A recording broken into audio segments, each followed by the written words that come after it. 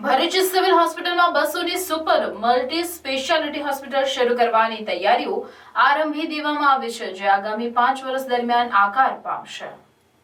ભરૂચની general civil હોસ્પિટલને વર્ષ 2019માં doctor Kiransinh Patel medical college અને રિસર્ચ ઇન્સ્ટિટ્યૂટે તેનો કાર્યભાર સંભાળ્યો હતો. ત્યારબાદ તેમની સુવિધાઓથી હાલમાં સિવિલ હોસ્પિટલ લોકોની સારવાર માટેનું મુખ્ય કેન્દ્ર છે, જેમાં ગરીબો અને મધ્યમ વર્ગ માટે વિનામૂલ્યે સારવાર આશીર્વાદરૂપ છે. જ્યાં ભરૂચના અંતરિયાળ ગામોમાંથી પણ દર્દીઓ મોટી સંખ્યામાં સારવાર માટે આવતા હોય છે. એટલું જ નહીં, ભરૂચ જિલ્લો ઔદ્યોગિક રીતે વિકસિત હોવાથી ઉદ્યોગોમાં થતા અકસ્માતો તથા રોડ અકસ્માતોના દર્દીઓને પણ સિવિલ હોસ્પિટલ ખાતે લવાય છે. ત્યારે આ દર્દીઓની વિશેષ સુવિધા માટે અદ્યતન સુવિધાઓ હાલમાં doctor Kiransinh Patel medical college અને રિસર્ચ ઇન્સ્ટિટ્યૂટમાં કાર્યરત છે. ત્યારે હાલમાં તેમાં એક નવી સુપર મલ્ટી હોસ્પિટલ બનાવવા જઈ રહ્યા છે.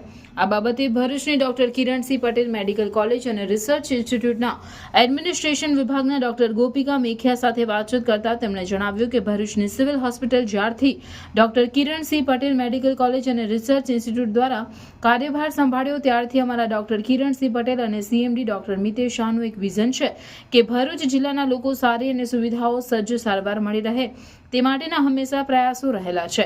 જેમાં કેસબારી તો હોય, પરંતુ કેસબારી ન હોય તે આધારિત છેવાડાના લોકોની સારવાર કરી રહ્યા છે. અત્યાર સુધી ભરૂચ સિવિલમાં અદ્યતન લેબોરેટરીમાં હાઈટેક સાધનો, sonography, echo cardiogram, operation theatre અને સારામાં સારા તબીબોની સુવિધાઓ આપી રહ્યા છે.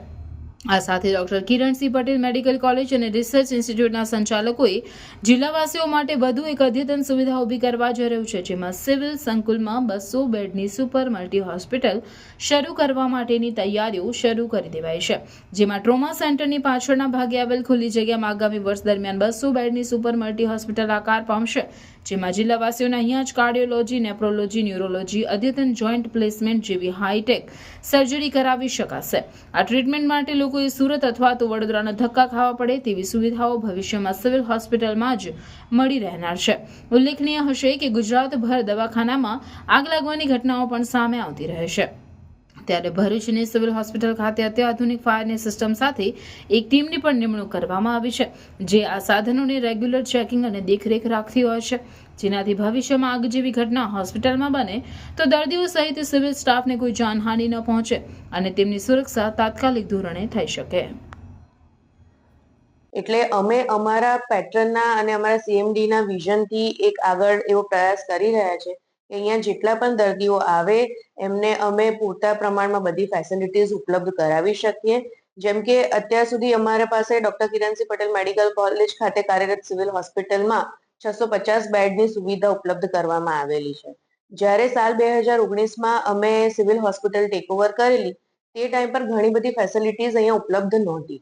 તો આજે આપણા પાસે મને ગર્વ થાય છે એ વસ્તુ જણાવતા કે આજે સિવિલ હોસ્પિટલમાં અદ્યતન સુવિધાવાળું લેબોરેટરી, સેન્ટ્રલ લેબોરેટરી કાર્યરત છે, જેમાં ઘણી હાઈટેક ટેકનોલોજી વાળા instruments doctor Kiransinh Patel medical college દ્વારા ઇન્સ્ટોલ કરવામાં આવેલા છે.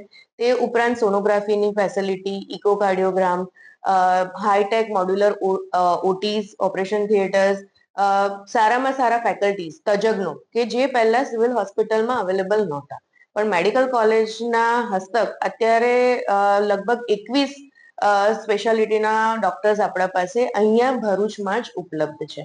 અને મને જણાવતા ગર્વ થાય છે કે આગળના અમારા સોપાન સ્વરૂપે સિવિલ હોસ્પિટલ ભરૂચના કેમ્પસ ખાતે જ doctor Kiransinh Patel medical college દ્વારા 200 બેડની અદ્યતન સુવિધાઓ વાળી એક સુપર સ્પેશિયાલિટી હોસ્પિટલનો પણ પ્રારંભ થવા જઈ રહ્યો છે, જે અંગેનું કામ અત્યારે પાઇપલાઇનમાં છે. અને એ જે સુપર સ્પેશિયાલિટી હોસ્પિટલ આવવાની છે તેમાં તમને કાર્ડિયોલોજી, નેફ્રોલોજી, યુરોલોજી, અદ્યતન સુવિધાઓ વાળા મોડ્યુલર ઓટીઝ કે જેમાં જોઈન્ટ પ્લેસમેન્ટ જેવી હાઈટેક સર્જરીઝ પણ થઈ શકશે, એ આપણે ડોક્ટર કિરણસિંહ પટેલ દ્વારા લાવવામાં આવી રહ્યા છે. જેના લીધે ભરૂચની જનતા કે જેને અત્યારે આ બધી સુપર સ્પેશિયાલિટી માટે કાં તો સુરત ને કાં તો બરોડા ના ધક્કા ખાવા પડે છે, એ ધક્કા ખાવાના બદલે અહીંયા જ તદ્દન ઓછા ચાર્જીસ પર કાં તો નિઃશુલ્ક એ સુવિધાઓ અહીંયા જ ઉપલબ્ધ થશે એ લોકોને. અને એના માટે અમે લોકો અત્યારે એ કામ તરફ આગળ વધી રહ્યા